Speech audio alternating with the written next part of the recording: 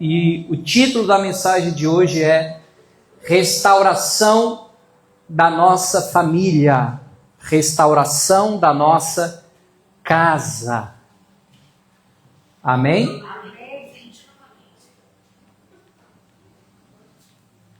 João capítulo 2, nós vamos ler do 1 em diante.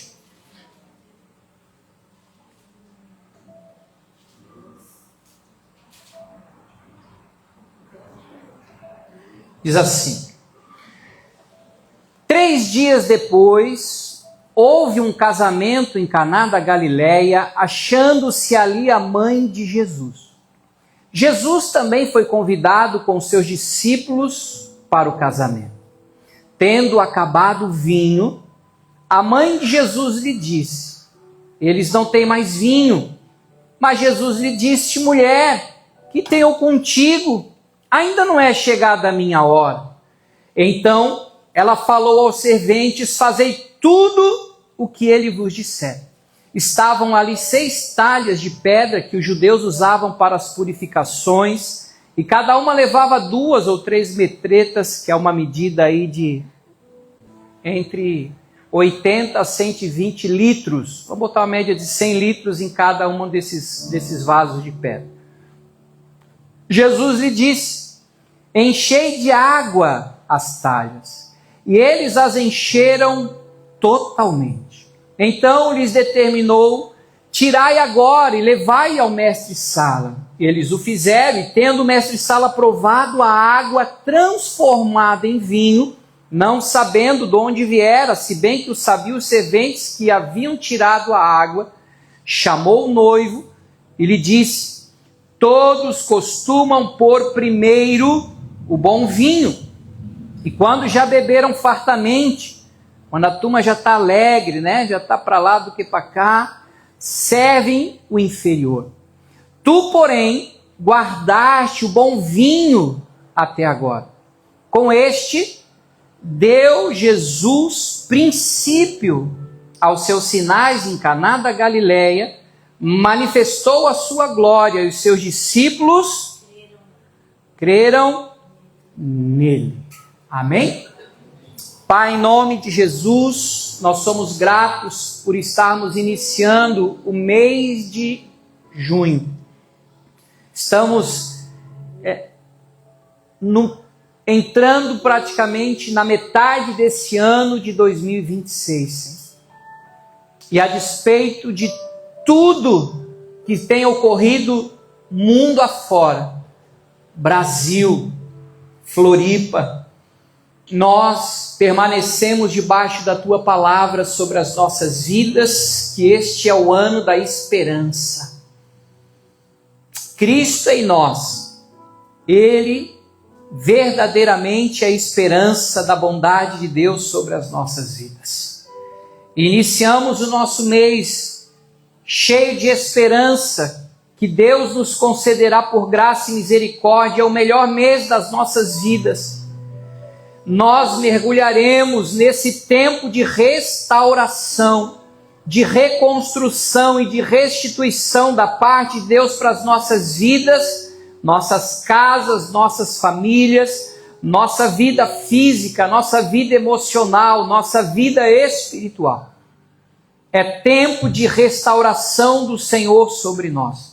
E nós te pedimos, Espírito Santo de Deus, fala conosco à luz da palavra de Cristo, que não seja apenas uma semente que venha a cair à beira do caminho, mas que essa semente caia em solo fértil, em corações que vão frutificar, e esses frutos vão permanecer para sempre sobre as nossas vidas, como um testemunho vivo, que nós e a nossa casa temos um relacionamento com Deus que criou os céus e a terra, que amou o mundo de tal maneira que deu o seu único filho para que todo aquele que nele creia não morra, mas tenha vida eterna.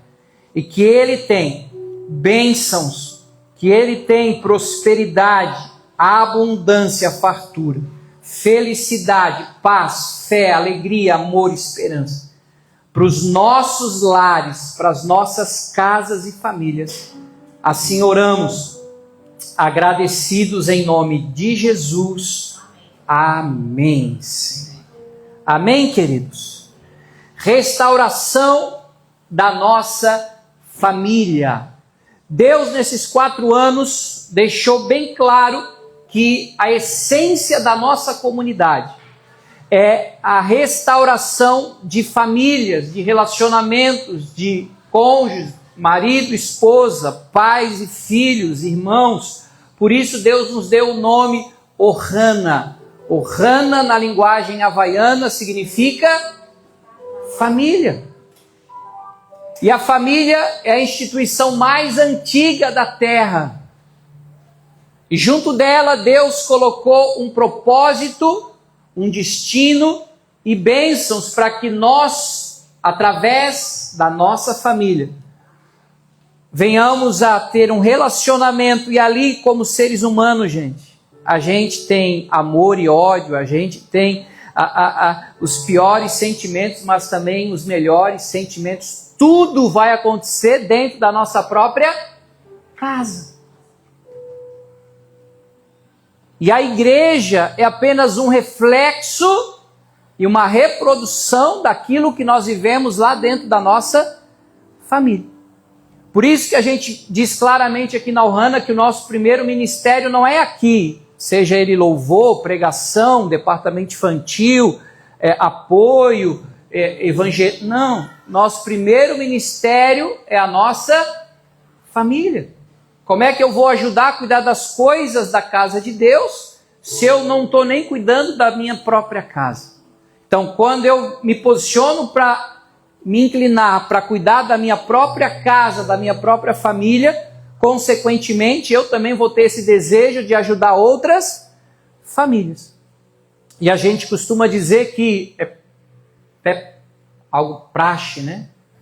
A família é a base da sociedade. Aí eu te pergunto, como está a nossa sociedade? Um caos. Por quê? Porque as famílias estão em caos, estão em ruínas, estão destruídas. Pedi para o Frank botar no telão uma casa como um exemplo. Está aí, aparentemente, ser, com toda sinceridade, alguém pode habitar numa casa dessa? Sim ou não? Mas grande parte da nossa sociedade tem vivido essa realidade espiritual, essa realidade emocional.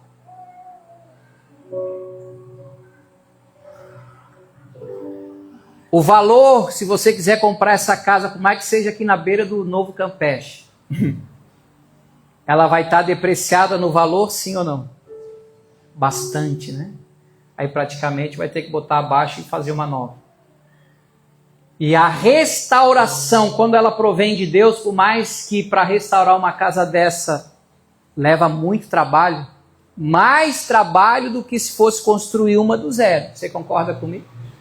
Aí o Veraldo, que é construtor, empresário, mega milionário de Osório. A última casa que ele construiu foi para os netinhos em cima da água. Uma mansão, né, Graça? Top. O homem que bota a mão, ele faz acontecer. Agora, perceba que depois da reforma, depois de muito trabalho, depois do processo de restauração, reconstrução, olha como é que ela ficou.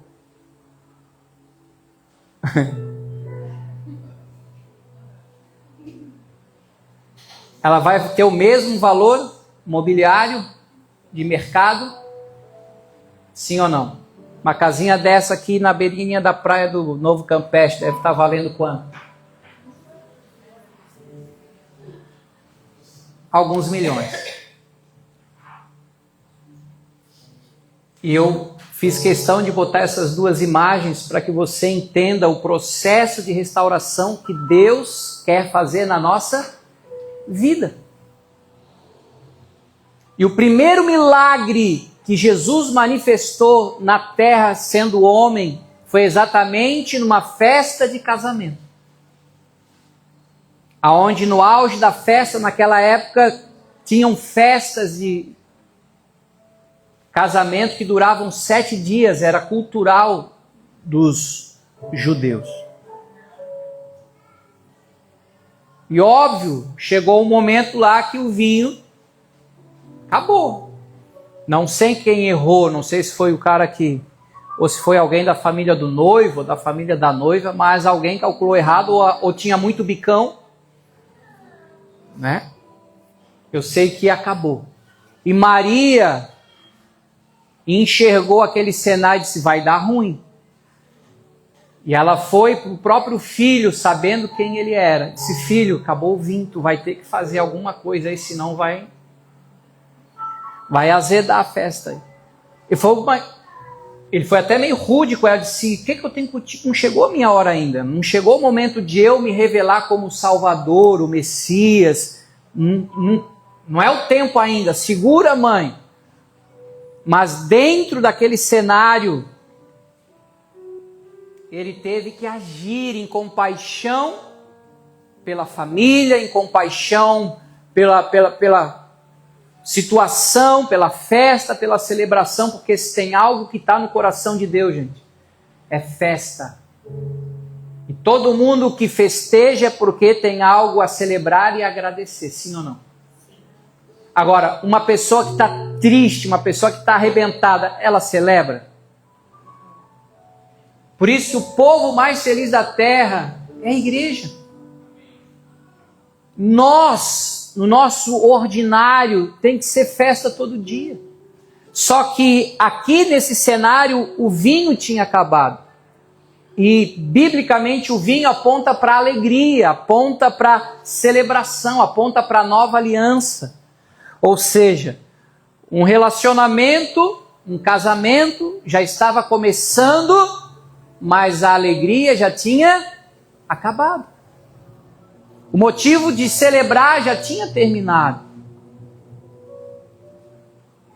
E aí Jesus identifica 6 vasos de pedra e ele pede para os garçons encherem, porque Maria disse para eles, olha, façam tudo o que ele vos disser. Aí eles enchem aqueles vasos, deve ter dado um certo trabalho, porque tinha ali mais de 600 litros. Às vezes a gente não tem nem paciência para encher 2 litros de água para botar na geladeira no verão, né? Já fica agoniado. Agora imagina 600 litros, Bruno. Deu um certo trabalho. E eles encheram até a boca. E Jesus disse, agora tirem um pouco e levem para o mestre de cerimônia. Quando o mestre de cerimônia provou aquela água transformada em vinho já, ele mandou parar a festa, ele mandou parar a música, ele mandou chamar o noivo e rasgou a sede. Disse, gente, eu já fiz muitos casamentos, mas igual esse eu nunca vi. Porque o noivo deixou o melhor vinho para o final. O natural da ordem é colocar primeiro o bom vinho, a turma já fica alegre e tal, começa a botar o inferior, diminui o custo da festa e ninguém vai lembrar de nada. Mas esse cara aqui deixou o melhor para o final. E os discípulos viram tudo aquilo e creram, porque ali foi a primeira vez que Jesus manifestou a sua glória. E o que é manifestada a glória na Bíblia para nós? É Deus trazer a bondade dele sobre a nossa vida. É Deus manifestar o favor dele, mesmo que a gente não mereça. Eu quero declarar e profetizar que Deus quer manifestar a bondade dele sobre a tua casa, a tua família, mesmo que você se sinta indigno, mesmo que você saiba na tua humildade e sinceridade que você não é merecedor, mas Deus tem um lar, Deus tem uma família, Deus tem uma casa, que não é para você viver em escombro, em vergonha, em miséria, em pobreza, mas é um lar abençoado, é um lar cheio da graça, é um lugar onde haverá paz, saúde, prosperidade, felicidade, porque Deus vai estar presente. Amém? Amém. Em nome de Jesus. E a primeira coisa que a gente aprende a respeito desse processo de restauração, gente, é que a presença de Jesus ela é essencial na nossa família. A presença de Jesus ela é essencial no nosso casamento. A presença de Jesus é essencial na vida dos nossos filhos. A família não só tinha convidado Maria, Jesus, os discípulos, mas com certeza colocaram Jesus no centro como convidado especial daquela festa. E quando nós colocamos Jesus no centro da nossa vida, da nossa existência, do nosso lar, é garantia que haverá vida e vida em abundância. O vinho pode acabar? Pode, mas Jesus vai transformar o normal em sobrenatural. Aquilo que é ordinário em algo que é especial. A água não tem cor, não tem sabor, não tem graça, mas é essencial para a vida. Mas o vinho tem sabor, tem cor, traz alegria. Então, quando Jesus está na nossa família, as coisas mudam, as coisas são transformadas. Mateus 18:20. O próprio Jesus disse: porque onde estiverem 2 ou 3 reunidos em meu nome, ali eu estou aonde? No meio deles. Jesus, ainda com 12 anos, a Bíblia vai dizer que numa celebração da Páscoa, depois que terminou, as caravanas voltam para as suas cidades e Maria e José não percebem, mas Jesus não está na caravana. E depois eles foram notar um dia, até voltar, deu quase 3 dias. E aí foram encontrar Jesus aonde? No templo, ensinando os religiosos, dando aula. E aí Maria ficou até chateada, José deu uma bronca nele.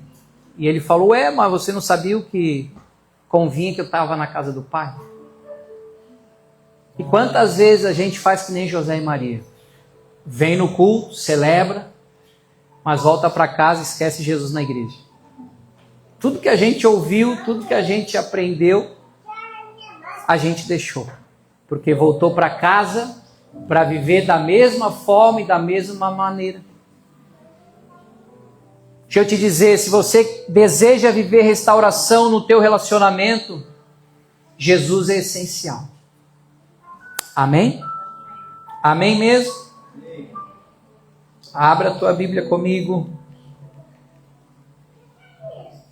Eclesiastes 4, bota na NVI essa, Fran, fica melhor.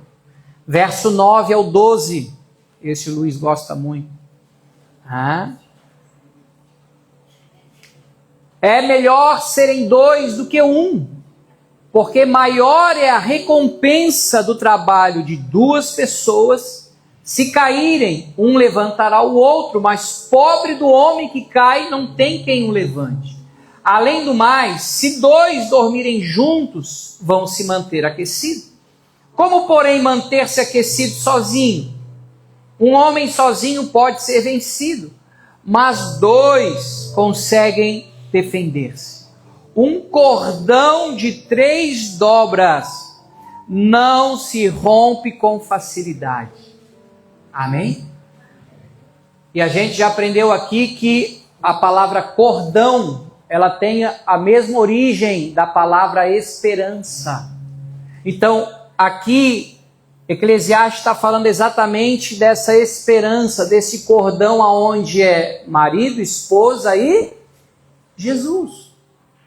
Dificilmente vai se romper, porque pode até acabar o vinho hoje, mas nós temos a esperança que Jesus vai transformar em água em vinho.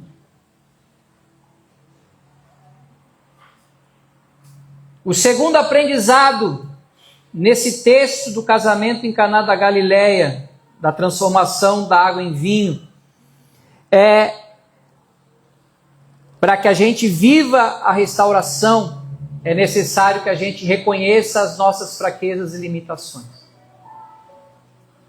A gente não pode continuar achando que a gente é super, ultra, mega power espiritual e que a gente não erra, que a gente não falha, que a gente não tem fraqueza. A gente passou o mês inteiro de maio dando lapada na Bíblia e aprendendo que a gente é humilhado pela graça. Tem muita gente lá fora dizendo assim, ó, os humilhados serão exaltados. Mas não é verdade. A verdade é que os que se humilham serão exaltados. E aqui, Maria teve humildade para dizer, acabou o vinho. Estamos com um problema. Há uma limitação, há uma fraqueza. Jesus, nós precisamos que tu possas manifestar a tua graça. Enquanto você, maridão, achar que é super-herói e que tu não precisa de Deus para te ajudar com as demandas da tua família, tu vai continuar sendo goleado. Mas a partir do momento que tu tiver a humildade de dizer, Deus, eu preciso de ti. Jesus, acabou o vinho, me ajuda. Preciso continuar com a minha família alegre, festiva, em paz, saudável. Me ajuda. Porque Paulo vai dizer que ele tinha orgulho, não nas revelações que Deus deu para ele do céu. Ele chegou até o céu, viu as coisas no céu, e quando ele desceu, Deus colocou um espinhozinho na carne dele, e ele disse, Deus, tira isso aqui de mim, em nome de Jesus. Deus falou, não vou tirar. Isso é para que você não se torne orgulhoso, soberbo, mas para que tu mantenha a tua humildade, sabendo que a minha graça na tua vida é suficiente. Então, a graça de Deus dentro da nossa família é suficiente. O favor de Deus dentro do nosso relacionamento é suficiente. Às vezes eu tenho vontade de pegar a pastora Ruth assim e dar um buquê de rosa. Mas ela não gosta de flor, ela gosta de presente.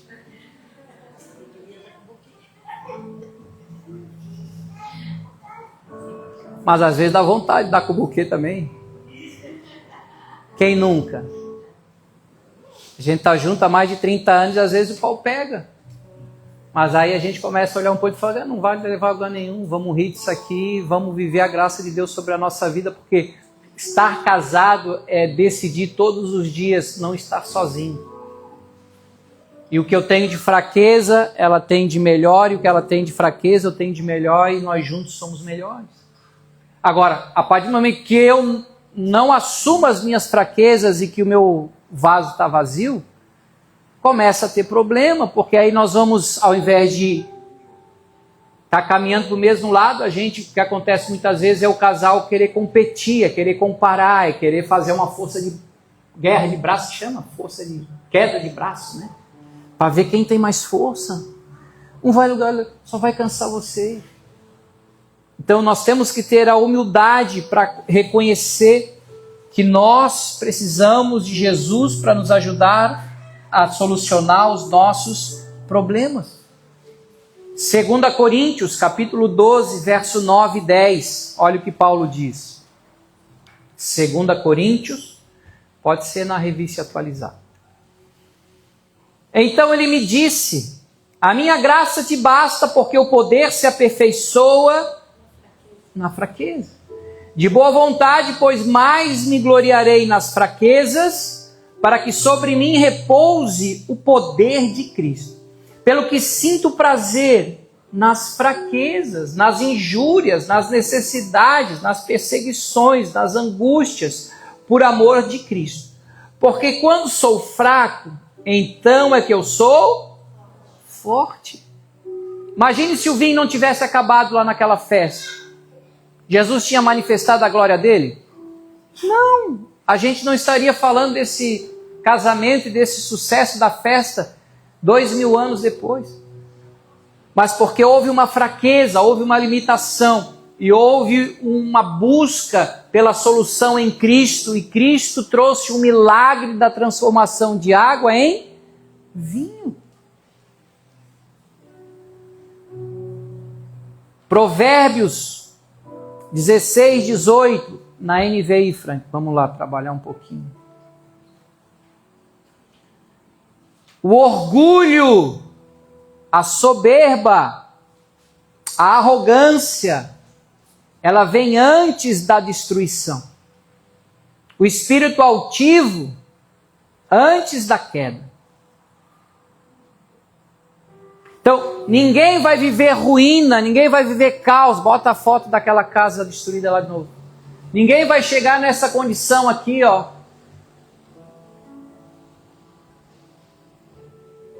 Se for humilde.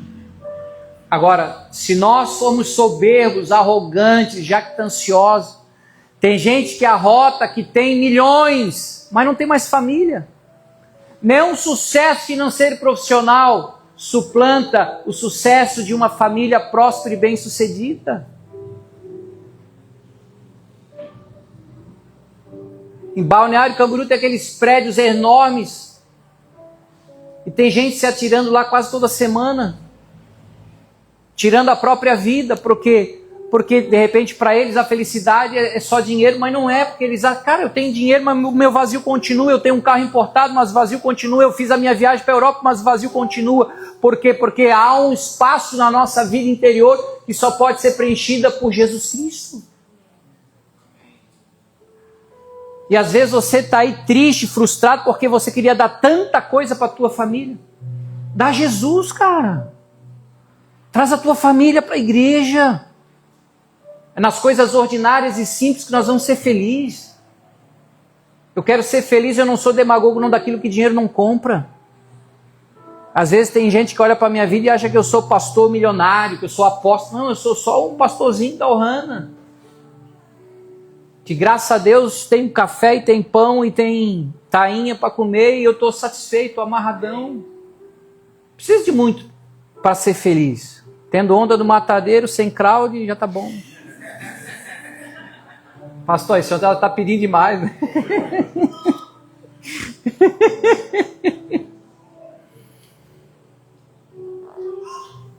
Porque a verdadeira felicidade, a alegria, está no vinho. Ô pastor, então o senhor liberou para beber? Não vai ficar bêbado, seu miserável. Eu estou falando para você de coisas espirituais. O vinho aqui aponta para o sangue de Jesus. Aponta para a graça de Deus. Jesus pegou o cálice e disse: esse cálice é o símbolo de uma nova aliança no meu sangue para o perdão dos seus pecados. Amém. É essa alegria que nós temos que ter na nossa vida. A alegria da salvação. Amém? Em nome de Jesus. Em terceiro lugar, eu aprendo nesse texto do casamento que eu preciso de fé para viver milagre. Hebreus 11:6 diz que sem fé é impossível agradar a Deus. Mas que quando eu tenho fé e creio em Deus, eu me aproximo dele. E Deus se torna galador, ou seja, recompensador daqueles que o buscam. Maria foi no lugar certo. Jesus, não chegou o teu tempo, mas agora chegou. Não tem o que fazer, não tem como escapar. Nós precisamos do milagre. E Jesus realizou o milagre necessário. Mas o que Maria disse? Fazei tudo o que ele vos disser. Está aqui. A fé só vem quando nós ouvimos as palavras de Cristo. Não é nem de Deus. Porque se você observar em Romanos 10:17, bota na NVI, Fran. Não fala Theo, que é o grego que fala sobre Deus. Fala Christus, do grego Cristo. Consequentemente, a fé vem pelo ouvir e ouvir a palavra de Cristo. Foi algo tão simples. Encham as talhas de água. E a água na Bíblia, um dos simbolismos da água na Bíblia é a própria palavra de Deus. Jesus disse para os discípulos: vós já estáis limpos pela palavra que vos tenho falar. Ou seja, quando nós nos enchemos da palavra, como está lá em Colossenses 3,16, habite ricamente em vós a palavra de Cristo. É algo ordinário, todo dia, como fala o Salmo 1, eu vou meditar na lei do Senhor e nela de dia e de noite. Não é só ler. Tem gente que tem não sei se é para satisfazer o ego, não, eu vou ler a Bíblia toda em um ano. Tá, mas o que tu está lendo, tu está entendendo, tu está meditando, tu está só lendo. E não há mudança, não há transformação. Desculpa. Qual é o motivo de tu ler a Bíblia toda em um ano? Para botar na tua prateleira lá, no teu currículo, li a Bíblia um ano inteiro.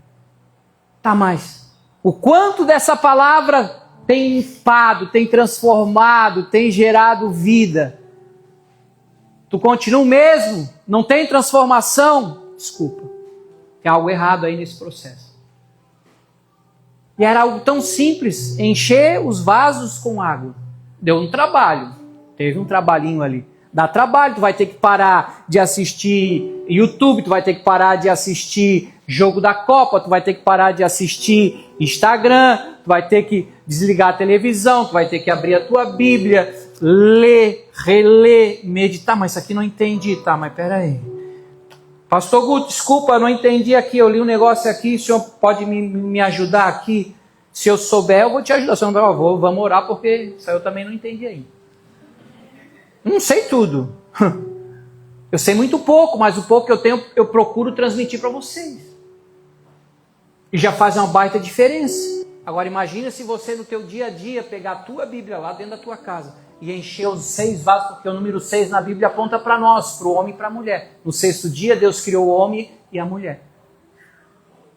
Então nós precisamos da palavra, porque ela vai gerar fé e vai gerar transformação e regeneração da nossa vida.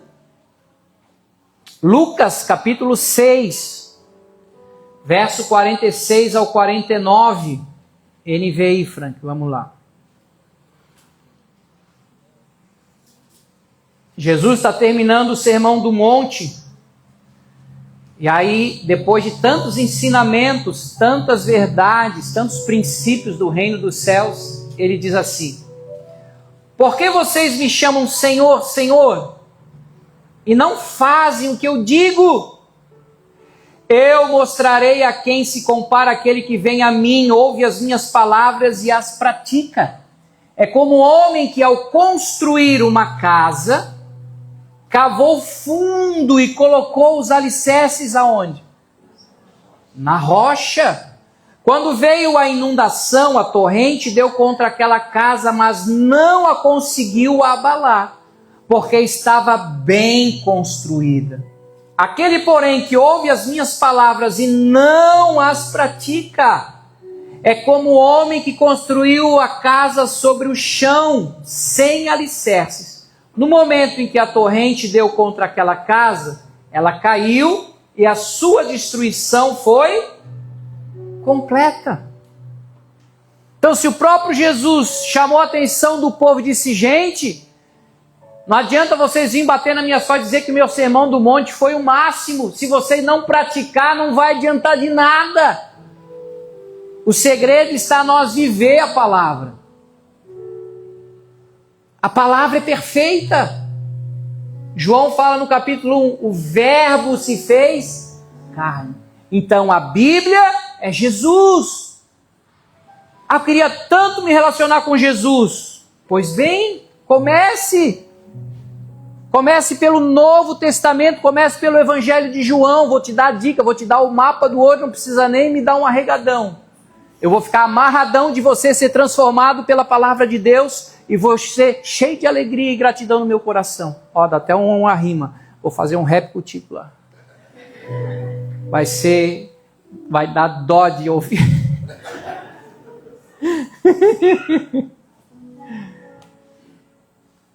Porque se a gente viver o que a palavra e o que Jesus falou para nós, o milagre da transformação vai acontecer. E essa transformação ela vai se dar de dentro para fora. E Jesus, ele às vezes entrava em embate com os religiosos, porque eles estavam tão preocupados com a aparência. Não, mas esse copo está sujo por fora. E Jesus, vocês estão preocupados porque o copo está sujo. Mas para Deus o que importa é o que está dentro do copo, não o que está fora.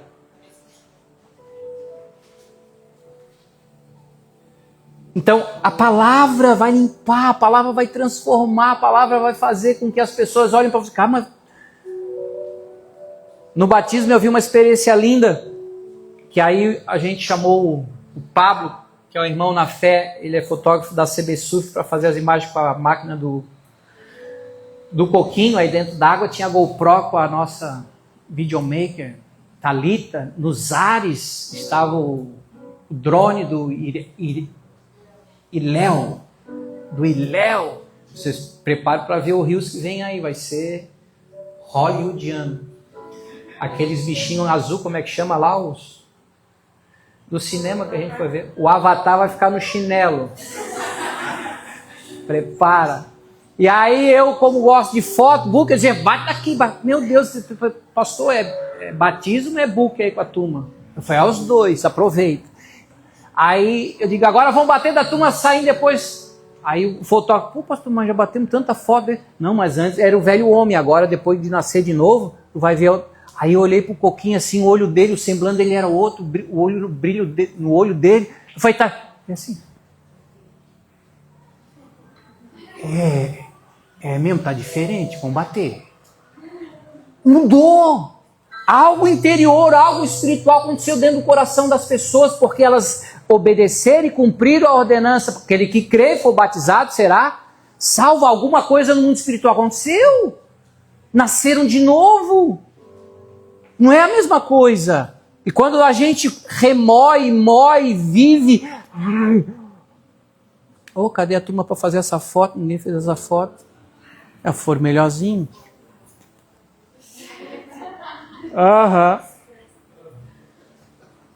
Vai transformar a tua casa, vai transformar a tua família.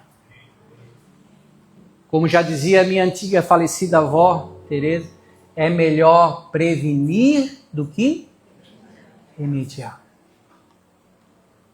Não precisa chegar no escombro. Vamos criar fundamento. Jesus falou, primeiro você cava para baixo, é fundamento. Eu acho que dá mais trabalho fazer buraco e botar para baixo, botar no alicerce, porque depois para cima vai aguentar. Mas não, a gente já quer logo fazer. Não. Primeiro o fundamento. É que a gente vive hoje num mundo de imediatismo, é tudo para ontem. Na minha época o pessoal ainda tinha paciência de esperar os 3 minutos do miojo. Hoje em dia a gurizada não tem nem mais... Não, 3 minutos, não, depois agora. Vai no drive-thru ali que já pega o lanche. Já. Pessoas refém da ansiedade, nem respiro direito. Calma. Desacelera, Deus te trouxe para Florianópolis para cuidar da tua família. E infelizmente, se você pegar as estatísticas, a grande maioria que vem de fora para morar em Florianópolis se destroem. Acaba casamento, se divorciam e estão por aí destruídos, arruinados, sem Cristo. Aí acho que são gurizão, né? 40 anos, achando que é gurizão na baladinha com a gurizada de 20. Dá licença, mano. Como diz o paulista, porra, Marcelo, dá licença.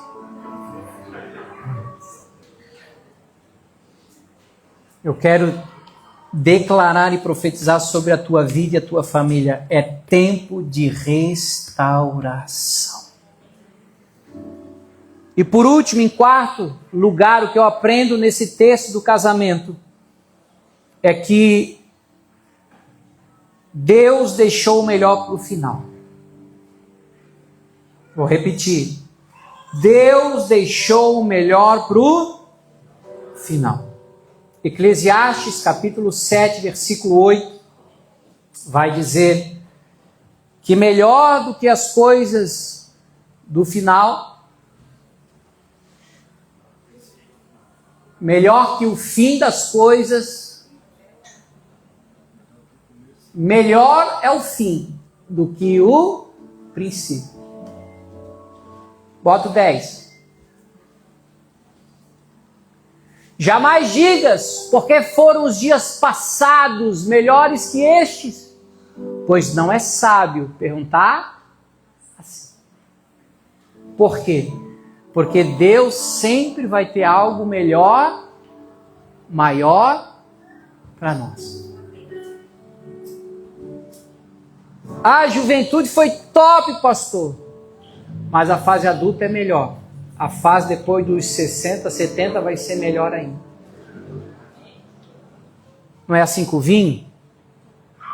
Quanto mais ele está lá, melhor fica. Então Jesus deixou o melhor para o final daquela festa. E eu quero declarar sobre a tua vida que Jesus preparou o melhor para o final. Agora, se tu desistir no meio do processo, tu vai viver o final? Não. Você precisa perseverar, permanecer, continuar. Tem muita gente desistindo, querendo que Jesus faça só o gênio da lâmpada do Aladim, tu esfrega, ele sai, ô meu amo, quais são os seus 3 pedidos que eu vou realizar o teu desejo? Jesus não é o teu gênio da lâmpada de Aladim.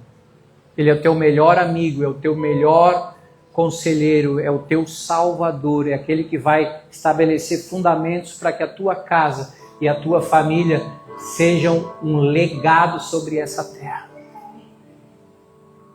Porque se tem algo que Deus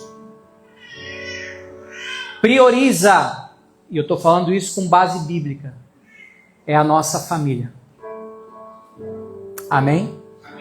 É a nossa família. E eu quero profetizar que o melhor de Deus em Cristo ainda está por vir sobre a tua vida e a tua família. Você crê? E para encerrar, eu vou ler uma trilogia bíblica que vai estar sobre a tua casa e a tua família. Salmo 126, Salmo 127 e Salmo 128. Tarefa para casa, você meditar nesses 3 salmos essa semana. De preferência com a tua família, leia eles com teus filhos, com a tua esposa, com teu marido. Diz assim, Salmo 126. Quando o Senhor restaurou a sorte de Sião, ficamos como quem? Sonho. Então a nossa boca se encheu de riso e a nossa língua de júbilo. Então entre as nações se dizia, grandes coisas o Senhor tem feito por eles. Com efeito, grandes coisas fez o Senhor por nós. Por isso, estamos alegres. Restaura, Senhor, a nossa sorte como as torrentes no Negueb. Negueb era um dos piores desertos que existem lá naquela região. Mas quando Deus trazia água, trazia provisão, era algo sobrenatural. Os que com lágrimas semeiam, com júbilo ceifarão. Quem sai andando e chorando enquanto semeia, voltará com júbilo trazendo seus feixes. Salmo 127. Se o Senhor não edificar, não construir a casa, em vão trabalham os que a edificam. Se o Senhor não guardar a cidade, em vão vigia a sentinela. Inútil vos será levantar de madrugada, repousar tarde, comer o pão que penosamente granjeastes aos seus amados, ele o dá enquanto dorme.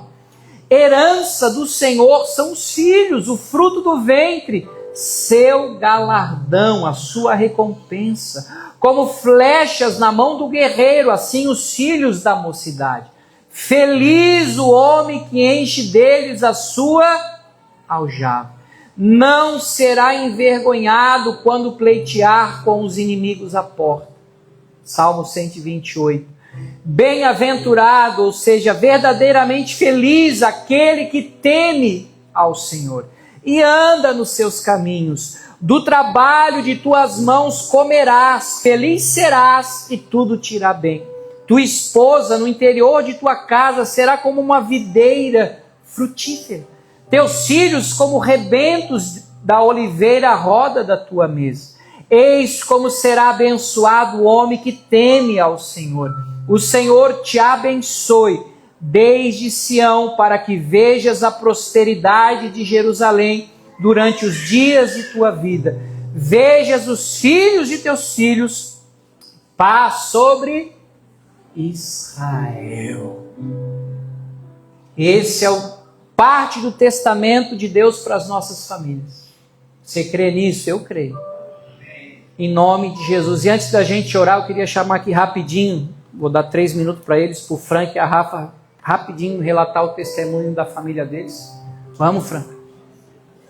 Pastor, mas tu falou com eles, combinou, eles se prepararam? Não.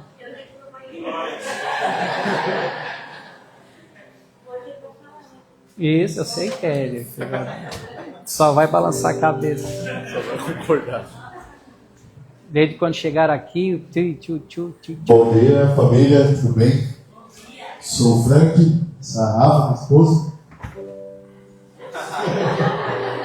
Hoje temos 2 lindas, maravilhosas filhas, a Lorena e a Ana Liz.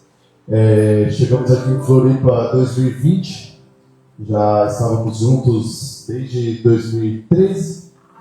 Vocês namoravam? Quantos anos tinha a Rafa quando engravidou da Lorena? Tinha 16 anos, eu estava com 17 e nasceu a Lorena. Vem cá as duas, vem cá. Traz as duas. E foi uma bênção de Deus na nossa vida na época, né? A gente acaba não entendendo pela nossa idade, pelo que a gente passava ali na época, ainda morávamos com nossos pais. Tínhamos acabado de nos conhecer, então com 3 meses que a gente estava junto, a gente já teve a Lorena.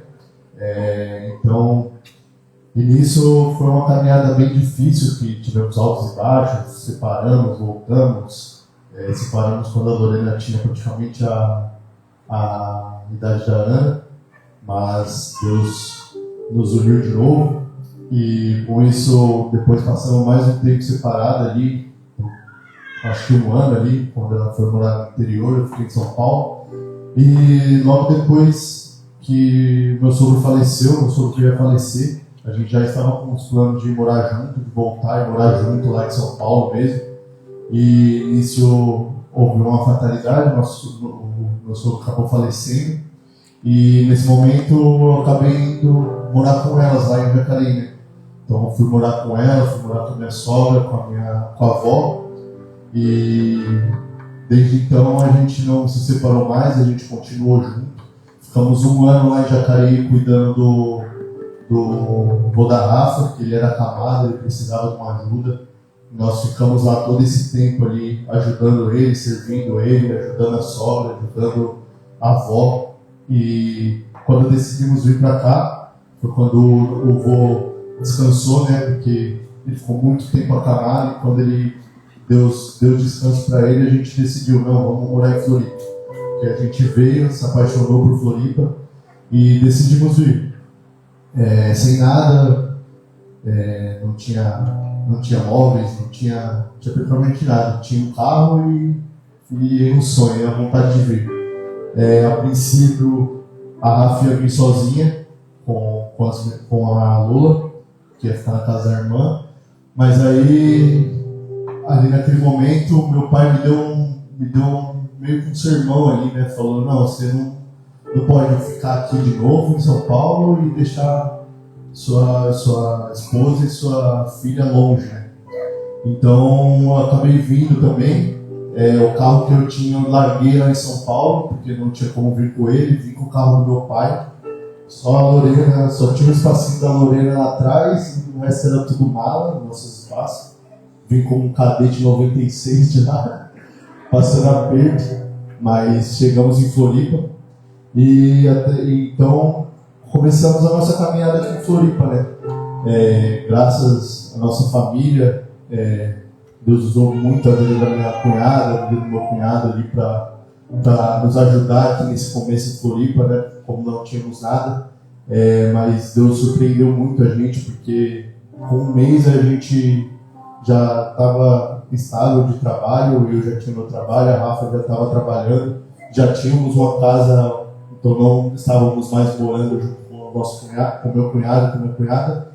E nisso a gente foi levando, e até que a gente chegou num ponto que estava quase caindo de novo, estava quase se destruindo, né? Como o pastor falou aqui, trouxe a estatística de Floripa, e realmente isso quase aconteceu com a nossa vida, porque a gente acaba ficando deslumbrado com tudo que Floripa te entrega, e estava quase sendo destruído de novo nossa casa, nossa família. A gente já tinha um lar construído, a gente já estava com a nossa casa estável, a gente já estava com os nossos trabalhos, a Lorena estava crescendo com saúde, tudo certo, mas os meus vícios estavam acabando com a nossa família, né? Eu ainda continuava nos vícios, só que a Rafa foi muito persistente, né, e buscou a Deus, né?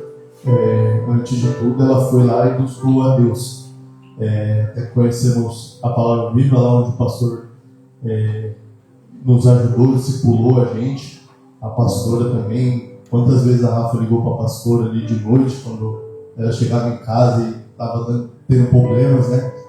E então, até chegou o momento que eu realmente conheci Jesus, né?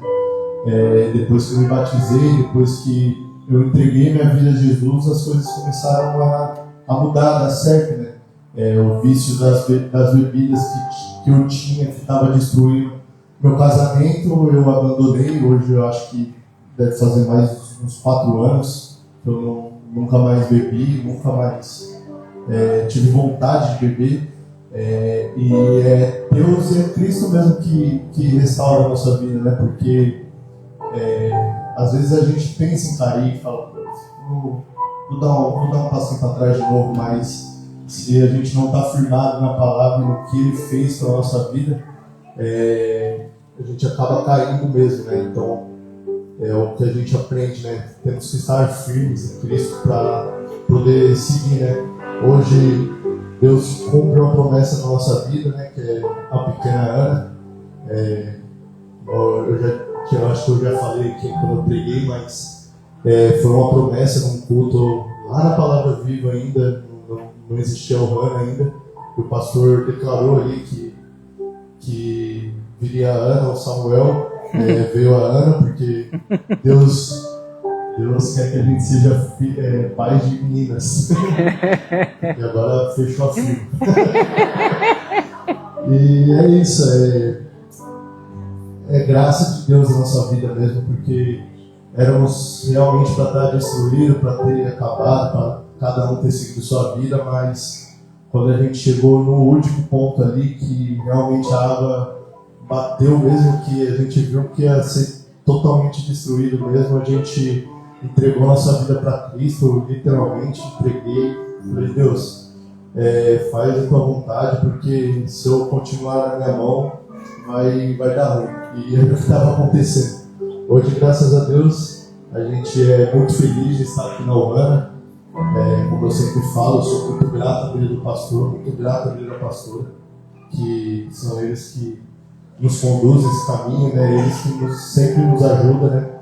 E tudo que a gente passa, né? Tudo que a gente passa, a gente sempre corre para eles, porque a gente sabe que vai ter um direcionamento de Deus, a gente sabe que vai ter uma palavra de Cristo que vai nos ajudar a transformar a nossa vida. Amém?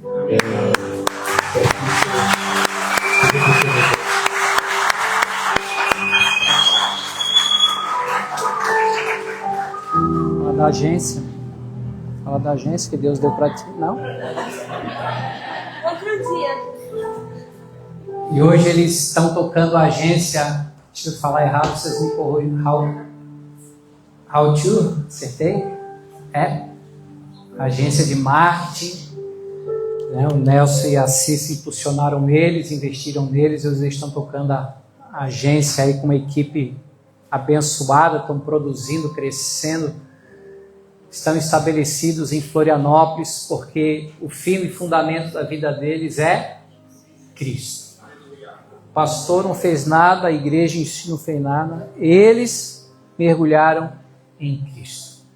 Mas sempre caminhando junto, nunca isolado, nunca separado. O pessoal até brinca que ela é minha puxa-saco. Não, é porque ela dá crédito à nossa pregação. ela anota, ela vai para casa e diz, não, eu vou viver o que aquele cabeça branca narigudo está falando lá nos cultos de domingo, porque está pregando a Bíblia e vai acontecer na nossa vida. Então eu queria que você fechasse os seus olhos, nós vamos orar. Vamos ficar de pé. Eu não sei se você está com a tua família aí, eu queria que você abraçasse a tua família. Sei que a gente já orou pelas famílias, mas...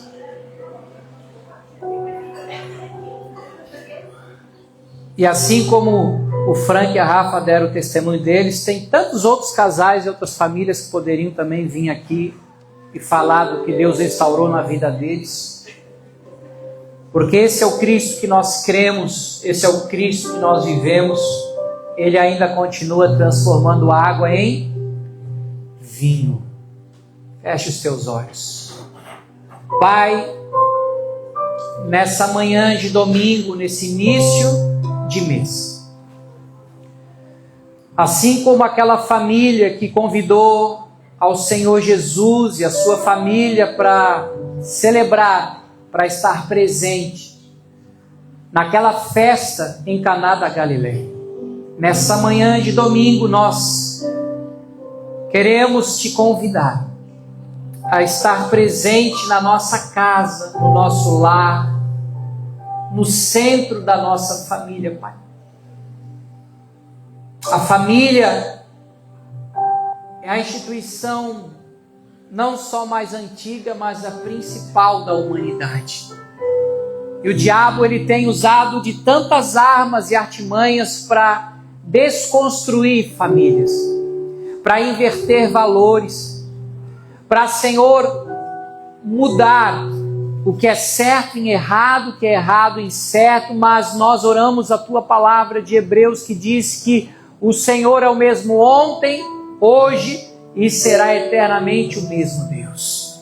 E nessa manhã nós rogamos, invocamos ao Deus da família, o Senhor que gerou Adão e Eva lá no Jardim do Éden, mesmo com eles falhando, o Senhor já havia prometido e dado uma palavra que se a serpente fosse ferir o calcanhar do descendente da Eva, este iria esmagar a cabeça da serpente. E há mais de 2000 anos atrás, Cristo foi levantado no madeiro para esmagar a cabeça da serpente, para tragar a morte pela vida. E por mais que hajam áreas da nossa vida que nós sejamos sim limitados, que muitas vezes a gente erra, fracassa, se frustra, Senhor, nós permanecemos olhando para Ti. Tu és o arrimo da nossa sorte, Tu és a luz que resplandece nas trevas, Tu és a água que sacia a nossa sede, Tu és a rocha do firme fundamento da nossa edificação chamada família. E nesse ano que nós completamos 4 anos de existência como comunidade da fé aqui no Rio Tavares, nós rogamos para que o Senhor traga essa transferência da riqueza do reino dos céus para as nossas famílias. A transformação da água em vinho. Deus da escassez na abundância, da enfermidade na saúde. Deus da guerra em paz, da escassez em prosperidade. Deus da ignorância, a revelação e a compreensão de Jesus Cristo. Ricatarabacô se clama, curri clama, gadarabagadabagai, sere canta rama calabagadabagadasta. Espírito Santo de Deus, a nossa casa é Tua, a nossa casa é Tua. Faz como Te apraz, faz como o Senhor Deus tem preparado para os nossos casamentos, a vida dos nossos filhos. Nós Te entregamos, nós Te entregamos, nós Te consagramos nessa manhã de domingo, Pai, em nome de Jesus.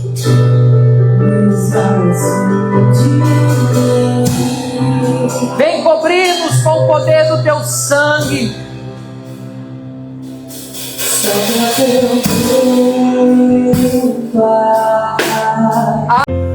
Oh, how he